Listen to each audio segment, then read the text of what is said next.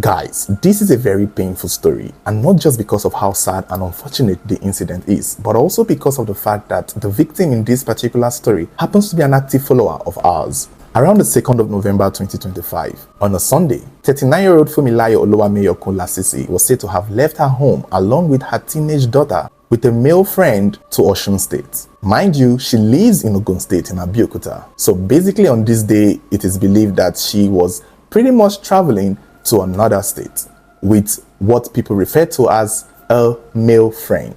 And that was the last anyone heard from her. In fact, not many people even knew she went with this said friend. Not many people knew. It wasn't a known fact. They just knew she and her daughter had left home. And although it said she's married, she doesn't live with her husband. Her husband, according to sources, lives abroad. So she mostly lives alone with her teenage daughter. And that is why not many people knew who she went with or where she went to. On a Monday, when her family members and co-workers could not reach her, they declared her missing. She was not home, she did not show up for work, and she was unreachable via a mobile phone. And nobody saw anything or knew where she went. They just knew she left with her daughter. The search for her began immediately, and it would not take long before her body and that of her daughter's body would be found in the home of a TikTok native doctor.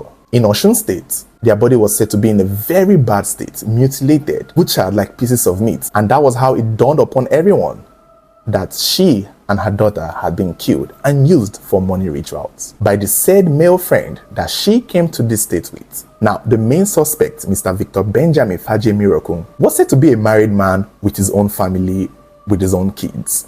And that is why everyone is confused as to what his relationship with the victim was, given that the victim herself was also married, even though her husband lived abroad. Fumilayo Dese was a superintendent route commander in the Federal Road Safety Corps, and her daughter was a teenager in secondary school, presumably in junior secondary school as it seems. Now, it's not stated what her relationship with Victor Benjamin was. Up until now, most people are saying she was a boyfriend, citing that Fumilayo was a single mother. Others said she was just a male friend. Some sources are saying that the man worked at her daughter's school. Other sources are saying that he was just a family friend who had access and had a friendly relationship with her. It's unclear what their relationship was. But what we do know was that on that said day, the Sunday, 2nd of November 2025, he was the one who took this woman and her daughter to go and see a prophet in Osun State. The prophet, they say, is a TikToker also. Basically, he advertises his work and his herbalist business on TikTok. So he's known on TikTok as Abere Ifa. Most people are saying that Fumilayo was jazzed, that she was charmed, she was lured and manipulated, that she didn't use her clear eye to leave her house. But I have reason not to believe so. In fact, I have a reason to believe that Fumilayo most likely knew where she was going, and in typical fashion of stories like this that we've seen, she was aware of where she was going and what she was going to do, but she just wasn't aware that she was going to be the specimen being used. And we'll come to that in a moment. I'll tell you why I feel that she wasn't jazzed. So basically, when they got to this Ifa's house, when they got to this herbalist house in Osun State, they also said that Mr. Victor Benjamin was there with another friend, and they saw the herbalist and they told Fumilayo's daughter to go out and play with the other kids in the neighborhood. And when the daughter left, somewhere along the line, Fumilayo was attacked, killed, and her body mutilated for ritual purposes. After her daughter was done playing, she herself began looking for her mom, and that was where another herbalist who was around, who took part in killing Fumilayo, took the little girl, saying that he was going to show her where the mother went to. And that was how the little girl was also killed for only God knows what. I don't think the little girl was used for ritual. I just feel like she was killed because there was no way they could let her go. She was most likely collateral damage. Her body and the remains of her mother's body were thrown into the forest, into the bush to rot, because they took the part they needed for their rituals. Victor Benjamin was said to be there when this whole killing happened. He was most likely the mastermind of this. He made it happen. And eventually he decided to go back to Ogun State where he lived, presumably.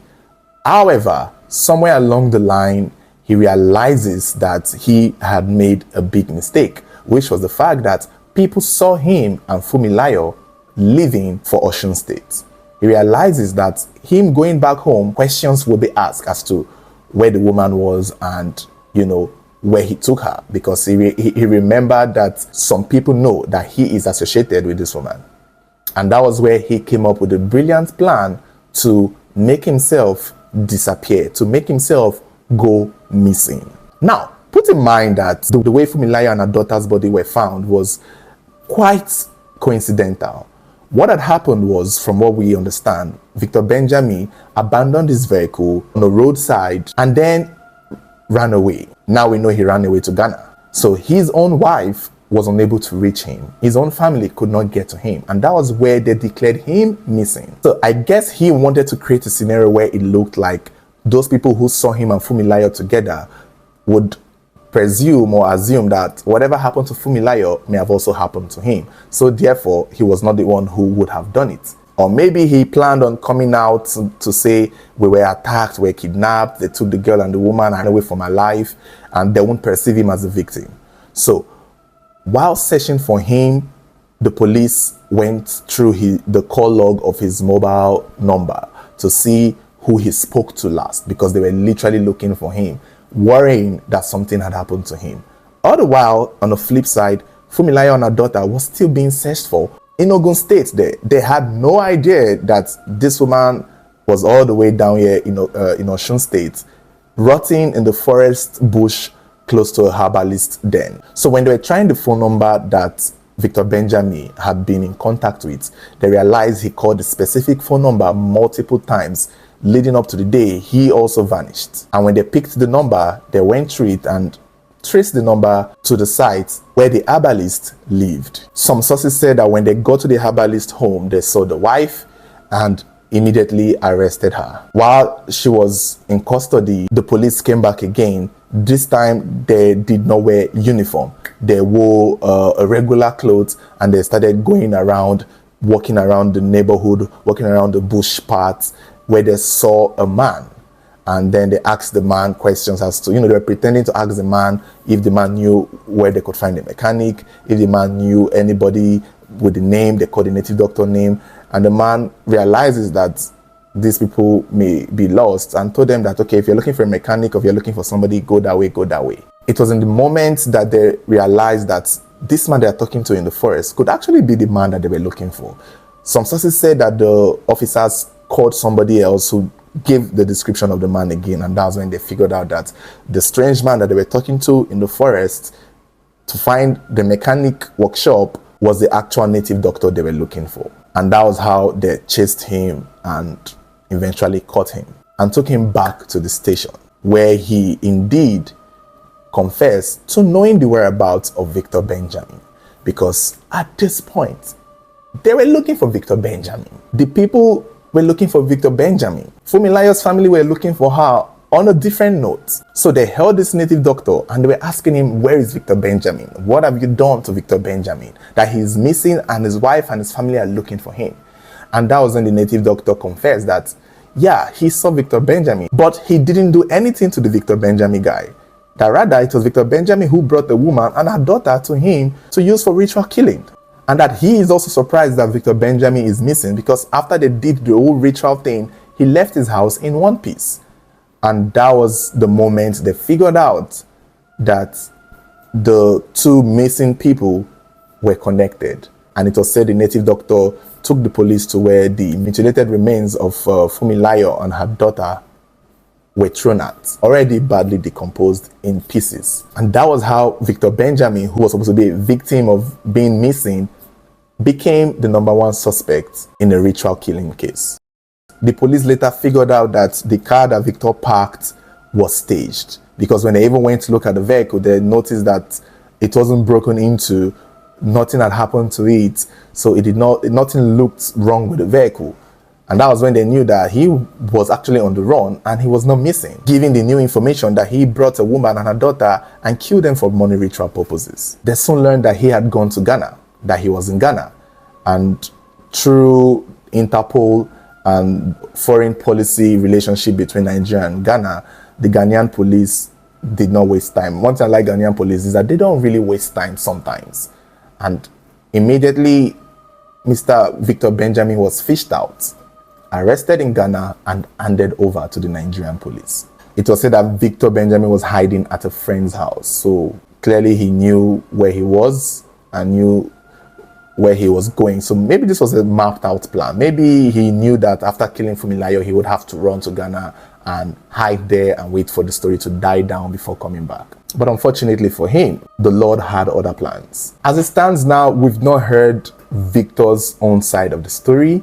I would love for him to be interviewed and paraded in Nigeria, where he would have to explain his relationship with Funmilayo. Some sources are saying that the reason why he used Funmilayo was because he saw a vision that Funmilayo must be the one that he must use. And I don't know what that means. Where he saw her from, how he knew her, their relationship is still something that is unclear. But this is why I was saying that I don't believe Funmilayo was jazzed. And that is because she is a follower of ours. And when I saw her TikTok page and I started going through videos that she retweets, that she reposts. You know, you can repost on TikTok and you can now see what people repost on TikTok. It shows on your profile. When you go to her profile, you will see that Funmilayo reposts a lot of spiritual videos, a lot of spiritual themed videos. Even some prophet and prophetess videos seem to be a constant repost on her social media on TikTok leading up to her disappearance and eventual death, which interprets to me as she is somebody who is open to this line of belief. So in my mind, given that she is familiar with prophets and prophetess and ifas and all these alphas and all these clerics, she seemed to know how this works. She seemed to like and repost such kinds of videos that include even biblical spirituality. Those are the common theme of a lot of the videos she reposts on her TikTok. And that to me make me understand that she is somebody who has her mind on that line of belief. So I see her as somebody who would have been very vulnerable and easy to manipulate by somebody who knows that she is in that line of belief. Victor Benjamin may have picked up on it and decided to find a way to manipulate her and get her to go see a prophet, because we've seen multiple stories like this. And that is another thing again. This is not the first time. Most time it's the same tactic. If Mrs. Funmilayo had opened up to Benjamin, if they were friends, about fear for poverty, wanting blessings, protecting her daughter, protecting her family, doing things that would make her powerful, that will give her promotion. If she had opened up her needs and fear to this man, he would easily just tell her, what's up? I know a prophet in Osun State that did this for me, that can do this for you. And if you go and meet him and give him a little money, he'll be able to fortify you. He'll be able to do something for you that will make you see blessings, that will make your money never run dry. And people fall for these kinds of things. This looks like the perfect victim to use this kind of mind control on. All you have to do is say that you know one alpha somewhere. That is what we see. We've seen this on multiple, like at this point, I can name almost 10 different stories we've done on this platform where somebody is taking to go and see a native doctor with hopes that the native doctor would help them fix their problem, not knowing that the friend taking them to that native doctor was taking them to use them for rituals. It's a lot on our platform. I wish we've done over 2,000 videos, give or take 5,000 videos across all platforms. And somewhere along the line, I can bring out 10 videos to let you people know that this is not the first of its kind. And it's usually people who believes in these prophets and prophetess and these jujus and these herbalists and these social media native doctors that tend to fall victims to such old tricks. And that is why I don't think she was jazzed. I don't think they blew powder and coerced her, because when you see her videos, she goes everywhere with her daughter. She's almost going everywhere. Her daughter is always with her. And bringing her daughter here, I mean, even she was jazzed. I like that jazz theory. I don't believe it, because given her social media page, she seemed to be in the line of thoughts of people who find reasons or reasonability in these fetish practices, which would make her the perfect victim. Somewhere in my head, I've always thought that people who follow us on this channel would not fall victim to such diabolic means of dying. I know we're all gonna die, but being killed and used for rituals, if you follow our channel, there is a little chance that that should happen to you, because we create so much awareness. We create so much awareness to let people know that even her videos, her last video she reposted was not to trust somebody. The last video she reposted on her TikTok was about not trusting anybody. So it's almost like for her to fall victim to this man, then she and this man must have been very tight. She may have been really close to this man. She may have trusted this man. And given the fact that her husband is abroad for only God knows how long, that doesn't mean her body is made of firewood. She's a human being and she's a woman with needs. She's like 39. So I would assume that her relationship with Mr. Victor Benjamin would have been more than just cordial. I don't think they were just friends. I believe for her to trust this man, for a woman who is so aware, who follows our channel, who knows how diabolic such situations can get, for her to fall victim in such a thing, it would not be jazz. It would be extreme trust of this man and a lot of prep building up to the moment. I don't think the man woke up one morning and told her to come there. I think like they had built a friendship, they had developed a relationship, they were most likely sleeping with each other, and they were most likely sexual. And he's most likely kind to the daughter, kind to her. And so it would be easy for him to convince her to go see a spiritualist. She would trust him, not knowing that it was a ploy all along, that from the very moment he saw her, he knew that he was going to use her for money rituals. I mean, we've talked about the movie Killers of the Flower Moon. That movie is an American movie that lets you know that the heart of man is extremely wicked. Somebody would actually come into your life, date you, love you, treat you nice, propose to you, marry you, have babies with you. But from the very moment they saw you, their end game was to kill you and use you for their benefit. You would not believe this, but it's a reality. That is why I feel like this man may have warmed up into her life long enough, and that is how he even knew that if she went missing, they can trace it back to him, and that is why he ran away. If they were total strangers, he would have come back home. But he knew that people knew. There were people who know that they were together, and that was what he wanted to avoid. And that's why he created that ploy to act as though he too was missing, because he knew that somehow, some way, people would trace him and this woman together, which means they had a deeper relationship than just friends or just my daughter's schoolmate or school teacher or school worker. So they had a strong relationship, and that was why a woman like Fumilayo, who I believe should be aware, because again she follows us, would fall for such a thing. This is just unfortunate. This is really terrible. I wish it wasn't the case. Ironically, this is the second time in my history of doing true crime channel on our channel that, well, maybe the third time. Like I can think of 3 different incidents that followers of our channel who strongly follow our channel fell victims to some of the things that we advocate against. And now, this one now is the third one, I guess. It's unfortunate. I really hope a lot of us out there watching stay safe, stay alert, don't trust anybody, question everything, avoid situations that will make you victim. Don't be a victim at all. Take control of your own life. Don't stop letting people to take you to go and see Alpha. If you want to see Alpha, go yourself. I mean, don't let people take you to go and see those native doctors. Find your own personal native doctor. I'm not out there because I'm sure there are good herbalists out there, but find your own. Don't be letting people take you to go and see them. It never ends well. Even having your own native doctor self is risky. We saw the story that happened in Delta State, where the boy went to meet his own personal native doctor, and it was his own personal native doctor that killed him and used him for rituals.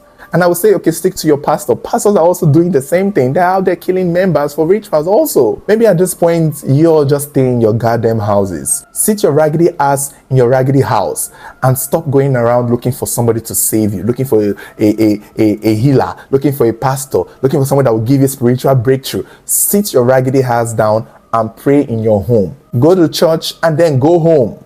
Stop going to meet your pastor privately to see if you can cast and bind the sins of your great-grandfather. You people need to just stay home and trust your own gods and trust that God is with you and trust that things would happen for you. Pray from your home.